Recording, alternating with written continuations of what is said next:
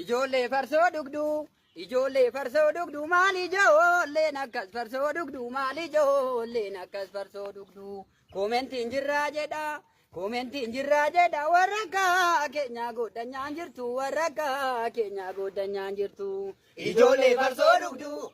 Ijoollee farsoo dhugduu maali ijoolleen akkas farsoo dhugduu maali ijoolleen akkas farsoo dhugduu. Koomentiin jirraa jedha. Koomentiin jirraa jedha warra akka keenya godhanyaan jirtu warra akka keenya godhanyaan jirtu. Gandaa baqqaluu dhagnaan. Gandaa baqqaluu dhagnaan farsoo maaraaticha sanii nabu farsoo maaraaticha sanii nabu. Osoo nu kiyyoon galee. Osoo nu kiyyoon galee na dhukkubaani fayyaan qabu na dhukkubaani fayyaan qabu. Gandaa baqqaluu dhagnaa.